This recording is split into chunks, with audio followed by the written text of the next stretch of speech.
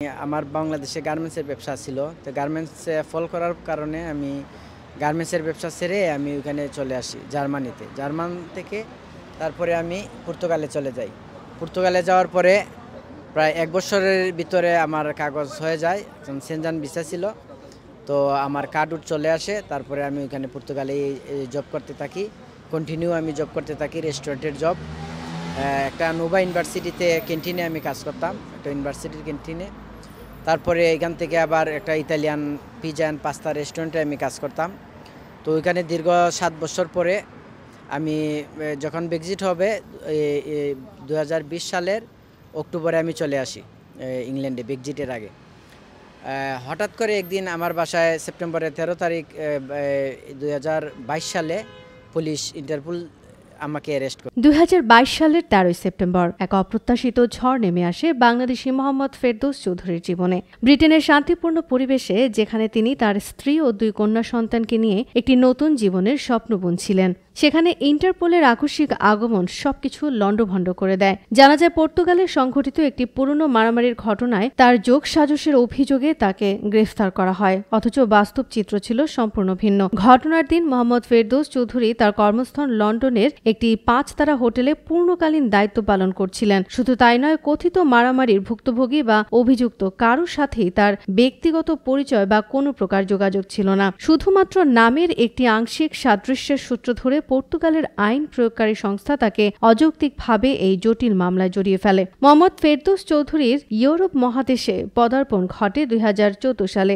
বাংলাদেশে তার কাপড়ের ব্যবসা মুখ থুবড়ে পড়ার পর তিনি উন্নত ভবিষ্যতের সন্ধানে জার্মানি যাত্রা করেন। এরপর তিনি পর্তুগালে স্থায়ী হন এবং সেখানে খুব অল্প সময়ের মধ্যেই দেশটির নাগরিকত্ব লাভ করেন। ব্রেক্সিটের প্রাক্কালে 2020 সালের অক্টোবরে তিনি আরও ভালো সুযোগের আশায় যুক্তরাজ্যে পাড়ি জমান। লন্ডনে তিনি একটি সম্মানজনক কাজ খুঁজে পান এবং ধীরে ধীরে তার নতুন জীবন গুছিয়ে আনছিলেন, কিন্তু তার স্থিতিশীল জীবন বেশি দিন স্থায়ী হল না। গ্রেফতারের পর মোহাম্মদ ফেরদৌস চৌধুরীকে লন্ডনের একটি পুলিশি হেফাজতে দীর্ঘ 4 মাস বন্দী থাকতে হয়। এই সময়টা কেবল তার জন্যই নয়, তার পরিবারের প্রতিটি সদস্যের জন্য ছিল সীমাহীন উদ্বেগ এবং উৎকণ্ঠার। এরপর 2023 সালের জানুয়ারির 16 তারিখে তাকে পর্তুগালের রাজধানী লিসবনে স্থানান্তর করা হয়। লিসবনের কারাগারে তিনি যে ভয়াবহ অভিজ্ঞতার সম্মুখীন হন তা তার জীবনের এক গভীর ক্ষত হয়ে থাকবে। নোংরা, অস্বাস্থ্যকর পরিবেশ, বিভিন্ন অপরাধে অভিযুক্ত ব্যক্তিদের সাথে গাদাগাদি করে থাকা, এমন পরিস্থিতিতে তিনি আগে কখনো পড়েননি। তার পারিবারিক বা বংশগত ইতিহাসে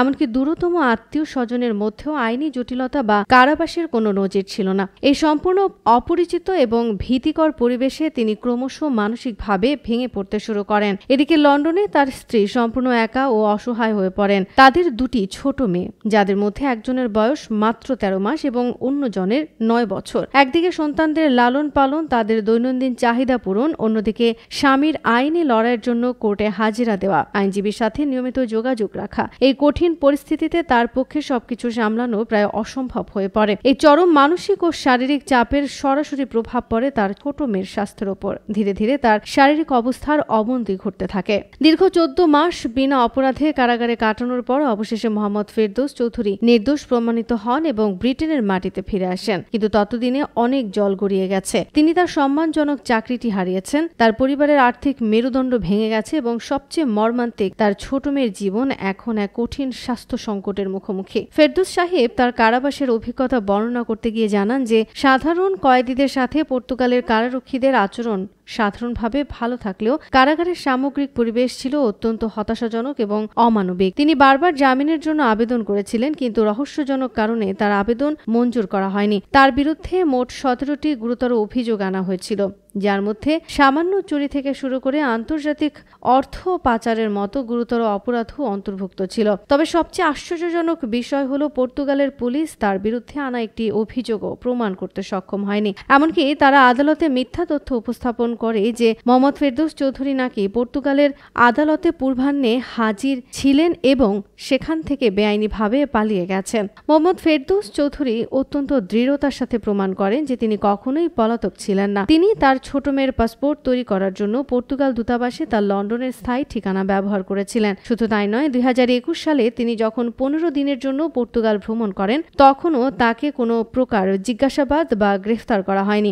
শেষ পর্যন্ত আদালতে যখন সেই মারামারির ঘটনার ভুক্তভোগীদের শনাক্তকরণের জন্য আনা হয় তখন তারা স্পষ্টভাবে জানায় যে তারা মোহাম্মদ ফেরদৌস চৌধুরী নামক কোনো ব্যক্তিকে চেনেন না এবং ঘটনার সাথে তার কোনো সম্পর্ক নেই। বর্তমানে মোহাম্মদ ফেরদৌস চৌধুরী তার ছোট মেয়ের জীবন রক্ষার জন্য সর্বাত্মক প্রচেষ্টা চালাচ্ছেন। তার মেয়ের বোন মেরু প্রতিস্থাপনের জরুরি প্রয়োজন।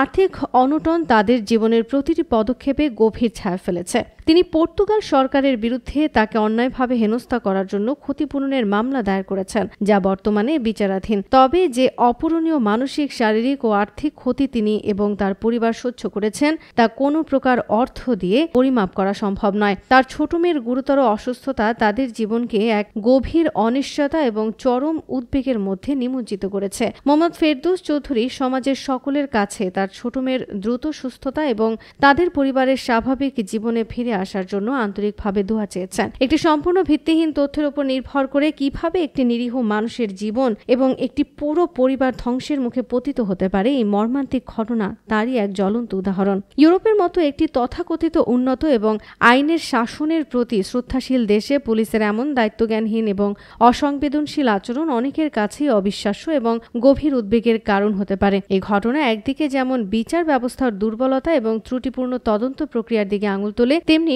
অন্যদিকে একটি ভুল সিদ্ধান্তের ফলস্বরূপ একটি পরিবারের দীর্ঘমেয়াদী দুর্ভোগের করুণ চিত্র উন্মোচিত করে।